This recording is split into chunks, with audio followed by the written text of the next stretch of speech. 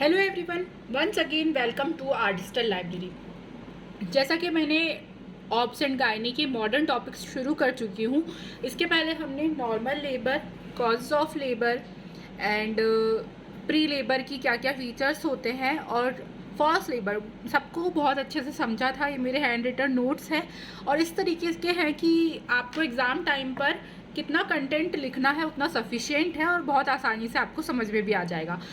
At last यदि आप try करते हैं कि हम बुक्स से पढ़ें किसी भी प्रकार से, तो मॉडर्न टॉपिक जो है वो कवर करना पर्सनली मेरा एक्सपीरियंस है कि डिफ़िकल्ट होता है। तो मुझे आपका सपोर्ट चाहिए। आप वीडियो को लाइक करें, शेयर करें, लास्ट तक देखें, कमेंट करके मुझे बताएं कि आपको कैसा लगा, आप किस टॉपिक पे नेक्स्ट वीडियो चाहते हैं, किसी भी सब्जेक्ट पे, चाहे वो फर्स्ट सेकंड थर्ड ईयर या जो भी हो।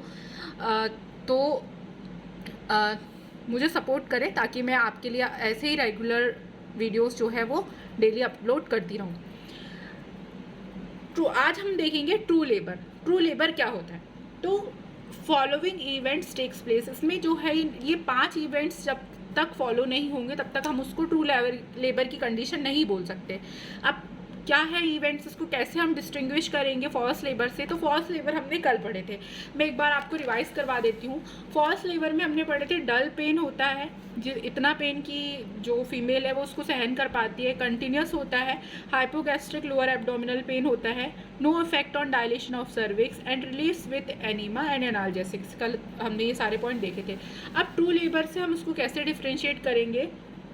तो यहाँ पर आता है कि ट्रू लेबर में पेनफुल यूट्राइन कॉन्ट्रैक्शंस होते हैं जिनको हम ब्रॉन्स्टन हिक्स कॉन्ट्रैक्शन भी बोलते हैं। जैसे ये ऊपर लिखा हुआ है ब्रॉन्स्टन हिक्स कॉन्ट्रैक्शन। अब ये क्या होता है तो इसको हम आगे डिटेलिंग में देखेंगे। बस आपको ये समझना है कि जो यूट्राइन कॉन्ट्रैक्शन है वो बहुत ज़्यादा पेनफुल होते हैं, इतना कि जो लेडी है वो उसको सहन भी कभी कभी सहन भी नहीं कर पाती। और फ्रीक्वेंसी एंड ड्यूरेशन इसकी जो होगी हाई होती है ना। और इंटरमिटेंट होते हैं एक तरीके से जो कॉन्ट्रैक्शन होते हैं कि किसी को, सब में अलग अलग डिपेंड करता है कि मान लो किसी को 10 मिनट के अंतराल में पेन आ रहा है 10 सेकेंड के लिए, है ना।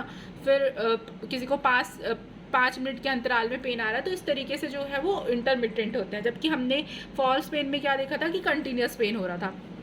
थर्ड आता है शो यानी ब्लड स्टेन म्यूकस यदि आ रहा हो।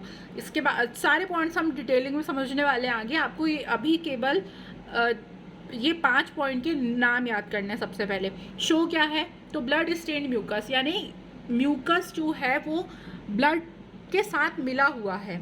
म्यूकस जो वेजाइना से डिस्चार्ज हो रहा है उसमें हमको ब्लड की स्टेन या पार्टिकल्स देखने को मिल रहे हैं। फोर्थ आता है effacement and dilation of cervix, यानी किस तरीके से सर्विक्स डायलेट हुई, उसमें क्या क्या चेंजेस मिले। और फिफ्थ आता है formation of back of membrane of water. तो ये पहले आपको ये 5 नाम याद करने इंपॉर्टेंट है। अब एक एक करके इनको समझते हैं। पहला है ब्रॉन्स्टन हिक्स कॉन्ट्रैक्शन, जिसके बारे में मैंने आपको बताई। तो पहला क्वेश्चन तो यहीं से बनता है कि ये किस चीज़ का फीचर है? तो ट्रू लेबर का फीचर है।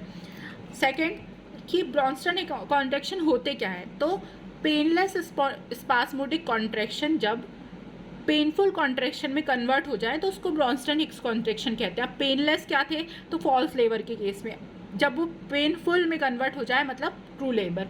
तो इसकी साइड क्या होती है? तो ये भी लोअर एब्डोमेन में और हाइपोगैस्ट्रियम रीजन में होता है और रेडिएट करता है टुवर्ड्स थाई। यानी हमने जब फॉल्स लेबर पढ़े थे तो वहाँ पे देखे थे कि पेन जो है वो लोअर एब्डोमेन और हाइपोगैस्ट्रियम रीजन में हो रहा है, बट यहाँ पर रेडिएट जो पेन है वो थाई तक भी पहुँच जाता है। और इसका नेचर जो होगा मोर पावरफुल होगा, बहुत ज़्यादा पावरफुल, और इंटरमिटेंट यानी थोड़े चेंजेस में मतलब टाइम ड्यूरेशन के अंतर्गत आता है। देन हम देखते हैं next point, what is show. तो शो पहला 1 वर्ड में इसको डिफाइन करें, या फिर यदि मान लीजिए 2 मार्क्स में क्वेश्चन आता है तो आप इसमें केवल इतना लिख कर भी छोड़ सकते हैं कि ब्लड स्टेन्ड म्यूकस है। अब क्या कैसे होता है, ब्लड कैसे आया, कहाँ से आया? तो लेबर पेन के समय स्ट्रेचिंग से सर्विक्स डायलेट और थिन हो जाती है। जब लेबर पेन होता है तो सर्विक्स में डायलेशन देखने को मिलता है। जैसे आप समझ लीजिए कि एक इलास्टिक है, उसको हमने बहुत तेज खींचे, मतलब उसको डायलेट किए, तो वो एक पर्टिकुलर जगह से थिन हो जाएगी। इसी तरीके से जो सर्विक्स है वो जब स्ट्रेच होती है या डायलेट होती है तो वो थिन हो जाती है। अब थिन होने की वजह से वहाँ पर कैपिलरी ब्रेक होगा। कैपिलरी ब्रेक हुई ओजिंग ऑफ ब्लड, ये पॉइंट समझना इंपॉर्टेंट है। ओजिंग मतलब क्या, तो जिस तरीके से एकदम गश में यार बहुत ज़्यादा अमाउंट में ब्लड वहाँ से नहीं निकल रहा, कैसे निकल रहा है, तो थोड़ा थोड़ा करके, ये इस तरीके से ओस पत्तियों के ऊपर ओस जम जाती है, उस तरीके से ऐसे ब्लड जो है वो रिसाव हो रहा है, हम ये कह सकते हैं।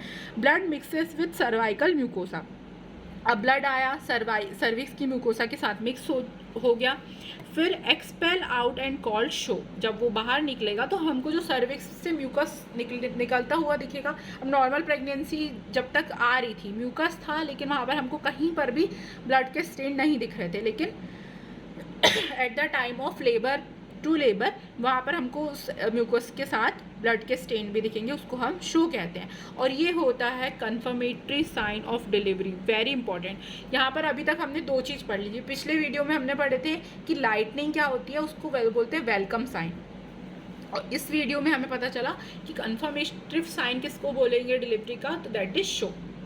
देन आता है third point, cervical effacement and dilation. अब सर्वाइकल इफेसमेंट एंड डायलेशन क्या है, इसको आपको समझना है।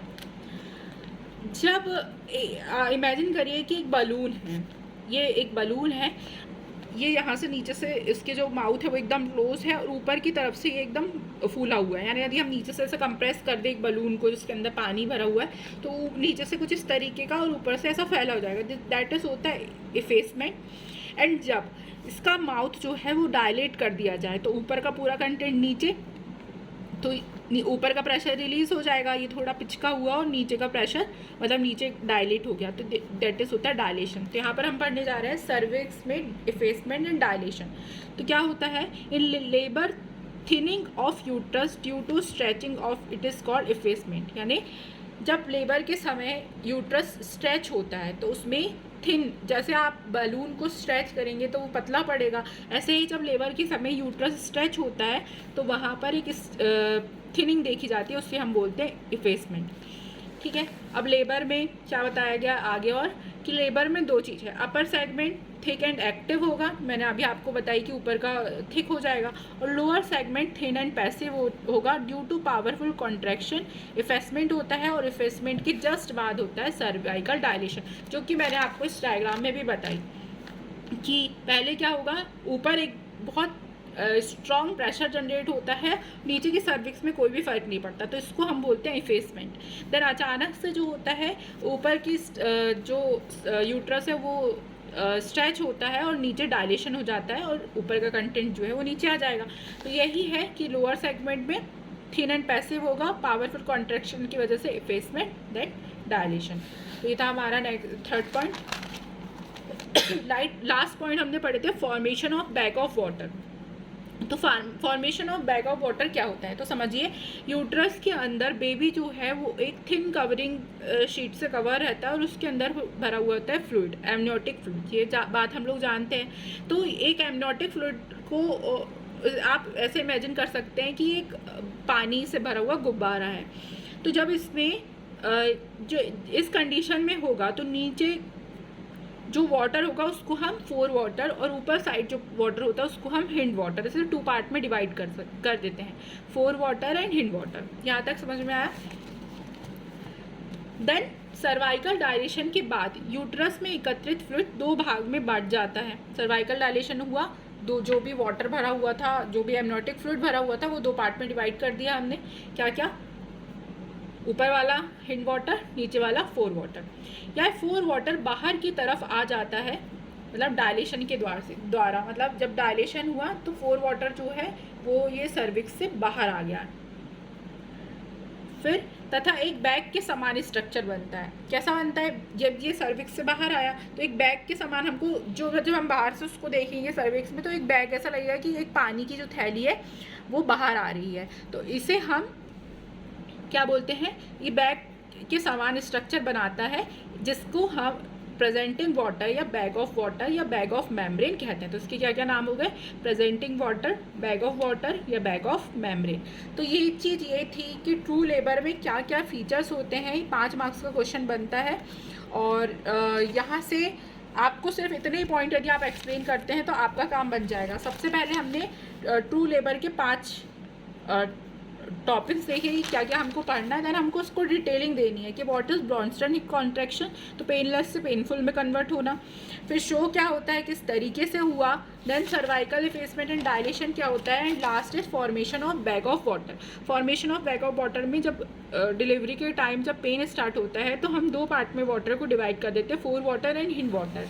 फोर वाटर जब डायलेशन के कारण बाहर आता है तो वो हमें एक बैग की तरह दिखाई देता है, उसे ही हम presenting water, bag of water या बैग ऑफ मेम्ब्रेन कहते हैं। अब नेक्स्ट वीडियो में मैं आपको स्टेजेस ऑफ लेबर, हर एक स्टेज में टोटल 4 स्टेजेस होती है नॉर्मल लेबर की, हर एक स्टेज में कितना टाइम लगता है, कैसे कैसे प्रोसेस होती है, क्या फिजियोलॉजी है, ये हम नेक्स्ट वीडियो में देखेंगे। So stay connected with our digital library for more videos.